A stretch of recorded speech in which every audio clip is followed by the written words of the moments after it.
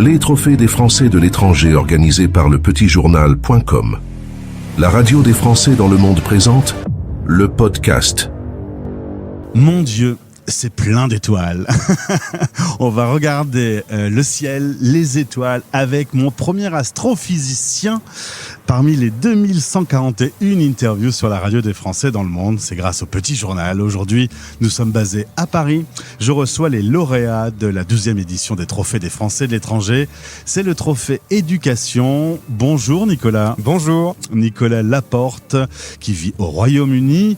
On va revenir sur ton parcours si tu veux bien. Toi, tu es originaire de Clermont-Ferrand, les belles montagnes d'Auvergne. Les volcans d'Auvergne, voilà, je suis né au pied des volcans d'Auvergne. Bon, tu y retournes de temps en temps, il y a de la famille. Ah oui, j'y retourne souvent et je fais pas mal d'actions là-bas aussi. Tu fais tes études à Bordeaux puis Toulouse et tu m'expliquais qu'en fait, quand on fait des études d'astronomie, il est très naturel de partir ailleurs, découvrir le monde, de rencontrer d'autres chercheurs pour partager les connaissances ? C'est exactement ça. En fait, ce qu'on demande à un jeune qui veut faire de la recherche, c'est d'avoir le maximum de compétences possibles et en particulier d'amener des compétences que la France n'a pas. Donc, il n'y a pas le choix. Si la France n'a pas ces compétences, il faut partir à l'étranger. Et c'est ce que j'ai fait après ma thèse à Toulouse. Je suis parti aux Canaries parce que c'est là-bas qu'il y avait le plus grand télescope optique au monde. C'est le Grand Telescopio Canarias. Et ensuite, je suis parti au Chili pendant 2 ans parce que c'est là-bas que l'Europe a construit ses grands télescopes. Donc j'ai passé 2 ans à travailler sur ces grands télescopes, ce qui m'a permis d'acquérir des compétences sur l'observation avec de la vraie instrumentation astronomique, de découvrir un nouveau type de lumière qui m'était utile dans mon boulot. Et puis ensuite, il se trouve que quand j'étais au Chili, il y a un des spécialistes de mon domaine de recherche qui m'a dit « Moi, je vais travailler avec toi, mais je travaille à Londres. Est-ce que ça te dit de rentrer en Europe ?» Puisqu'à l'époque, l'Angleterre était toujours dans l'Union européenne. Donc j'ai dit « Ouais, pas de souci. » Et puis après, voilà, j'ai eu un poste à Cambridge. Auvergne, Canaries, Chili, Angleterre. Si vraiment il y avait un coup de cœur quelque part, ce serait où ? Le Chili. J'ai adoré le Chili. Les gens sont d'une humanité, d'une ouverture. J'adore les Chiliens, vraiment. Si je pouvais, je me serais installé là-bas. Mais voilà, pour ma carrière, il valait mieux que je revienne en Europe. À la différence des autres expats que j'interviewe, toi, tu voyages, tu vas dans des pays, mais tu rencontres leurs installations, leurs équipements. C'est peut-être un expat un peu différent, du coup, de voyager par la recherche. Oui, c'est vrai. Et puis c'est une autre façon parce que chaque pays a une façon de faire de la recherche qui est bien différente. Et c'est vrai que quand on va au Chili, ils sont très tournés sur l'observation. Moi, c'est un domaine que j'adore. Moi, j'observe les étoiles. C'est comme ça que je fais mon job.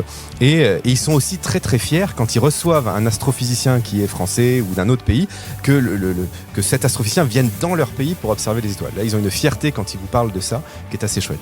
On a les mêmes étoiles partout dans le ciel de l'ensemble du monde ? Eh ben en fait, comme la Terre est ronde, ça n'en déplaise à ceux qui pensent qu'elle est plate. Non, la Terre est bien ronde. On n'a pas les mêmes étoiles. Flash sur la radio des Français dans le monde. La Terre est ronde. Exactement. On n'a pas les mêmes étoiles quand on est dans l'hémisphère nord ou dans l'hémisphère sud, évidemment. Donc au Chili, on n'a pas les mêmes étoiles que celles qu'on a en France. Alors on a quelques constellations en commun. Pour ceux qui connaissent la constellation d'Orion, par exemple, eh ben ceux qui sont dans l'hémisphère nord vont dire que dans l'hémisphère sud, elle a la tête en bas, puisque Orion c'est un chevalier avec son bouclier. Il a la tête en bas dans l'hémisphère sud, il a la tête en haut dans l'hémisphère nord. Moi, quand j'étais petit, je me prenais pour Michel Drucker. Toi, quand tu étais petit, tu regardais les étoiles. C'est ça, exactement. Et je me posais la question de savoir, tiens, autour de cette étoile-là que je peux voir à l'œil nu, est-ce qu'il n'y aurait pas un truc qui tourne autour ? Une planète, par exemple, qu'on appelle une exoplanète. Est-ce que la vie s'est développée ailleurs ? C'est des questions que je me posais il y a 30 ans et que je me pose encore aujourd'hui puisqu'on n'a pas la réponse à ces questions. Alors, je ne vais pas pouvoir t'aider, clairement.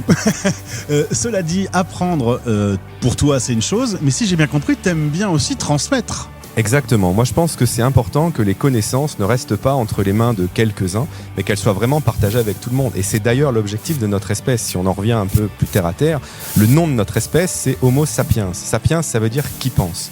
Et donc, il faut qu'on pense. Il ne faut pas qu'on arrête de penser, sinon on attaquerait le déclin de l'espèce. Et il faut surtout qu'on pense, qu'on se pose des questions, qu'on trouve des réponses et qu'on les partage avec toute notre espèce, pas avec seulement quelques-uns. Donc, je fais ça.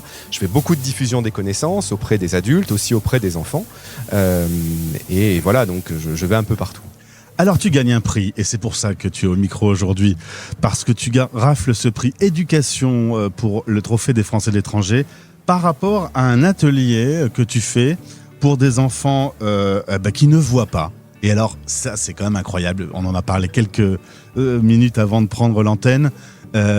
Évidemment, nous, c'est facile, on lève la tête, on voit le ciel, on a une belle nuit d'été, et c'est facile à imaginer. Alors, arriver à passer cette passion pour des gens qui ne voient pas, comment tu y arrives, s'il te plaît, Nicolas? Avec les nouvelles technologies, notamment l'imprimante 3D. L'imprimante 3D, elle va utiliser des matériaux et on va pouvoir imprimer en 3D des planètes, des fusées, des galaxies. Et parce que ces enfants ne voient pas, mais ils ont développé d'autres sens. Le toucher, évidemment, ils sont très très sensibles au toucher et l'ouïe. Donc ce que l'on fait, c'est qu'une fois qu'on a imprimé ces objets en 3D, on va dans les écoles, dans les classes spécialisées pour les enfants non-voyants, et on leur fait toucher par exemple la Terre. Et pendant qu'ils touchent la Terre, on passe des sons en rapport avec la Terre. Quand on leur montre une fusée, alors on imprime la fusée qui ressemble à celle de Tintin. Eux, ils savent pas ce que c'est que la fusée de Tintin, puisque malheureusement, ils peuvent pas lire. Donc, ils ont cette fusée dans les mains et on va passer le son du décollage, par exemple, de la fusée Ariane 5 pour qu'ils comprennent que, voilà, une fusée, c'est un gros truc et quand ça décolle, ça fait beaucoup de bruit. Voilà, et on essaye petit à petit de leur passer ces connaissances-là parce que n'importe quel enfant à qui on parle, il va se poser des questions sur les étoiles, les planètes, etc. parce qu'il peut les voir la nuit, il peut voir la lune, etc. Un enfant qui est malvoyant ou qui est complètement aveugle, il les voit pas, donc il se posera pas ces questions. Et dès qu'on commence à lui faire ouvrir un peu cette autre, on va dire cette autre dimension, là il y a plein de questions qui arrivent. C'est génial. Tu dois vivre des moments très intenses. La première fois que j'ai fait ça, c'était au Chili, et je me rappelle que la première, j'ai été extrêmement ému quand j'ai vu une petite fille toucher une fusée et la voir jouer avec la fusée comme on verrait un enfant, voyant, jouer avec. Et ça, c'est quelque chose qu'ils n'avaient pas l'habitude de faire, qu'ils ne faisaient pas parce qu'ils n'ont pas assez... Et là, elle avait compris la forme de la fusée et elle mimait le décollage. C'était assez chouette, c'était très beau. Mais Nicolas, petite question audio, c'est quoi le son des étoiles ? Alors, on peut convertir le son des étoiles parce que chaque étoile vibre. Et si on prend la fréquence de vibration, on peut convertir cette fréquence en son.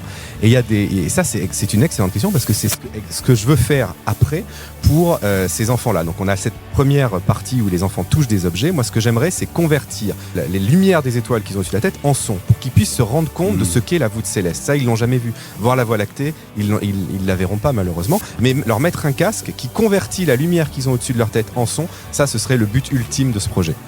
Quand tu apprends que tu gagnes le prix éducation, tu es fier. Alors, soit dit, tu es déjà habitué puisque tu as gagné, si j'ai bien compris, l'année passée dans la version Trophée des Français du Royaume-Uni. Donc, un habitué du trophée.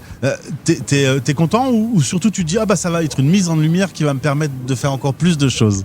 Non, je suis très très content, un peu effrayé parce que je regarde les autres vainqueurs et je me dis mais c'est génial ce qu'ils font et je me dis est-ce que moi ça vaut vraiment ce trophée-là? Alors après, d'après les organisations du Petit Journal, oui, donc je suis très très fier et je me dis oui, ça va me permettre de récupérer certainement des sponsors pour pouvoir pousser plus loin ce projet-là et le faire un peu partout et dans l'Hexagone et à l'étranger.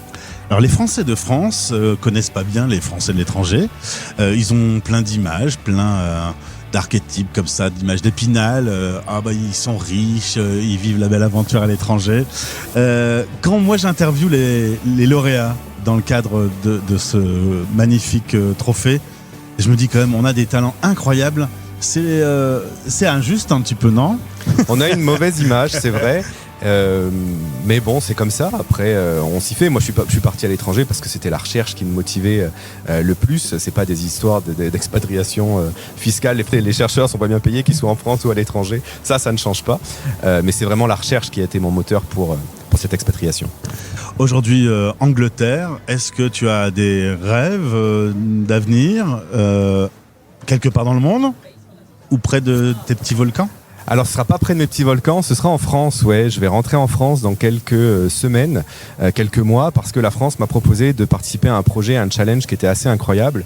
L'Europe est en train de construire le plus grand télescope du monde, il va faire 40 mètres de diamètre, et la France est en train de construire un des instruments, une des caméras qu'on va mettre sur ce télescope, et elle m'a proposé de prendre des responsabilités là-dedans.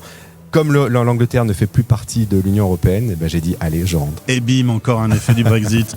La bonne nouvelle, c'est que tu vas retrouver le fromage français. Exactement, et à Marseille, comment ils appellent ça là, le pastis. Bon, ça va être très bien. Eh bien, félicitations encore Nicolas, bravo pour cette passion, on l'entend quand tu parles. Hein. Merci. Ça fait vraiment plaisir. Félicitations et belle journée à Paris. Merci. Retrouvez ce podcast sur lepetitjournal.com ou en écoutant la radio des Français dans le monde. Françaisdanslemonde.fr